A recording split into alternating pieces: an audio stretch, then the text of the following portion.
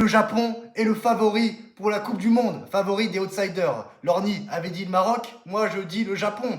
Oui, le Japon qui a fait match nul contre les Pays-Bas de partout, mais pour eux ça ressemble quand même à un match nul.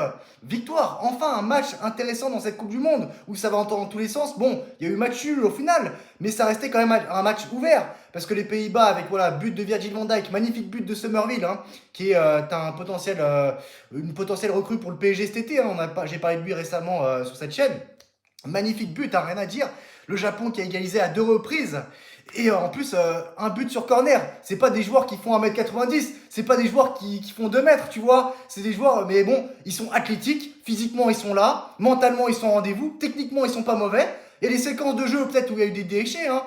Pour les Japonais, ça a essayé de faire les talonnades. Il y avait un peu de gris-gris. Mais au final, les Japonais, c'est quand ils veulent, ils peuvent. C'est une équipe de réaction. Et c'est pour ça que ça me tenait à cœur de parler de ce match-là, parce que c'était un match, j'avais noté dans mon agenda, c'était un match Pays-Bas-Japon à ne pas manquer. Et en plus, c'est un groupe très intéressant, avec la Suède, la Tunisie, Pays-Bas-Japon. Ça ressemble à un groupe de la mort.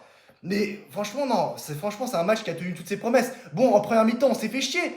Mais tu vois, les Japonais, non seulement ils ont réussi à ne pas se faire prendre par le dos, parce que les Japonais poussaient.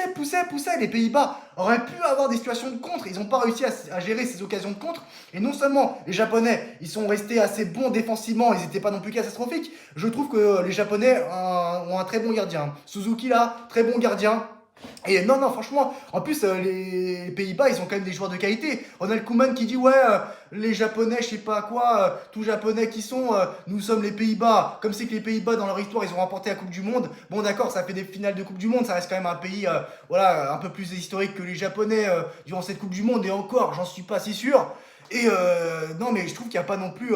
J'ai pas vu un seul instant les Pays-Bas au-dessus du Japon ce soir. Ronald Koeman, de toute façon, ce mec, je déteste, hein, c'est lui qui a dit ça. Ouais, j'ai pas vu les Japonais être en dessous des Pays-Bas ce soir, hein, 10 tirs au total. C'est des statistiques équilibrées, hein. 60% de possession de balle pour les Néerlandais, 40% pour les. Ouais, non, mais c'était équitable pour moi. Et la cote était quand même. J'ai dit, vas-y, quelle cote ils ont mis pour les Japonais face aux Néerlandais? Bon, forcément, les Pays-Bas, ils vont être favoris dans ce match. Mais pas, finalement, ça va. Cote à 2 pour les Japonais. Hein. Cote à 2 pour les Pays-Bas. Et cote à 3,85 pour les Japonais. Bon, ça aurait pu être pire. Bon, ça va. Ça reste quand même un manque de respect pour les Japonais, mais pas trop de ouf, tu vois. Mais finalement, les Japonais, ils sont là. Techniquement, ils lâchent pas. En fait, le meilleur scénario pour les Japonais, c'est d'être mené au score. Quand tu es mené au score, c'est bon, ça perd pas. Je savais que les Japonais, ils n'allaient pas perdre ce match-là. Et je pensais même qu'ils allaient gagner ce match-là. Au final, ils ont fait match nul. Et c'est encourageant pour la suite. Là, en plus, ils vont pas avoir des matchs faciles. Hein. On a tous un Japonais en nous. Et oui, voilà. Suédois, ils vont affronter les Suédois, les Tunisiens. Ça va pas être facile. À 4 heures, il y aura Suède-Tunisie. Ça va être un match à suivre. Voilà, on s'arrête pas. Voilà. On vit pour les matchs-là. On vit pour ces matchs-là. C'est ça. C'est pour ça qu'on kiffe la Coupe du Monde. C'était un match Coupe du Monde. Et voilà, les Japonais. Après, faut arrêter les Néerlandais. Leurs joueurs, ils ont des joueurs qui jouent dans les meilleurs clubs du monde. Ils ont des Dumfries qui a signé au Real Madrid. Ils ont Virgil van Dijk, Frankie de Jong. Bon, c'est plus le De Jong des débuts, c'est plus le Virgil van Dijk de 2019. Hein. C'est plus voilà, le De Jong de 2019.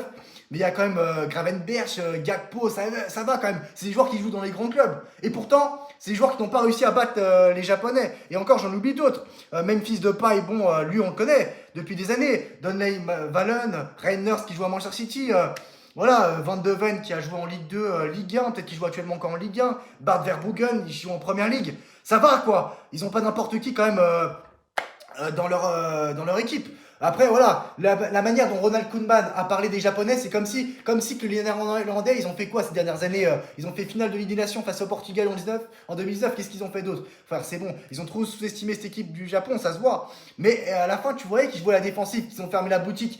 À la fin, ils ont compris qu'ils devaient respecter le Japon. Et au final, même comme ça, les Japonais, ils sont venus, ils les ont sanctionnés. J'ai pas vu un seul instant les Pays-Bas être au-dessus du Japon pour moi. Que ce soit techniquement, tactiquement. Voilà, en plus, c'est cohérent. Ils ont un coach qui est là depuis 8 ans. Bon, c'est le même. Voilà. 2022, ils étaient menés contre l'Allemagne. Ils sont revenus. Ils ont gagné. Contre l'Espagne, pareil. Une équipe en réaction. Une équipe qui a de l'orgueil. Et c'est une équipe de tournoi, une équipe de compétition. Et c'est une équipe plaisante à suivre. Moi, j'aime bien voir le Japon en Coupe du Monde. Projet Blue Lock. Voilà, c'est ça le Japon. On aime le Japon. Voilà, c'est ça. C'est pour ça qu'on aime tout ça. Et on sera là pour parler. Je serai là pour chaque débrief de Japon. Voilà, vous pouvez compter sur moi. Chaque match du Japon, je serai là. Voilà, allez, Japon, je suis pour vous pour la Coupe du Monde. Allez, la Belgique, on sera là. La France, on sera là. L'Allemagne, on sera là. Tout le monde, on sera là. Voilà, pour détruire Mbappé, on sera là. C'est pour ça qu'on aime la Coupe du Monde, les gars. Voilà, c'était une vidéo un peu. C'est parti dans tous les sens. Mais voilà, le match a mis du temps à se décanter. Mais on avait dit, il manque juste une ouverture du score. Et après, le match va se débriter. Ça m'a donné raison. Voilà, très bon match. Le meilleur match de la Coupe du Monde pour moi pour l'instant, en tout cas. Et voilà, incroyable équipe du Japon. Voilà, les samouraïs bleus. Voilà, c'est pour ça qu'on aime. Voilà, on a tous un samouraï en nous. Je sentais que Virgil van Dijk allait marquer dans ce tournoi. Dès le premier match, Virgil van Dijk, buteur, quota 40, je sais pas. Le mec, tu mets 50 balles sur Virgil van Dijk, quota 40, tu gagnes 2000 balles, frère, tu gagnes un salaire.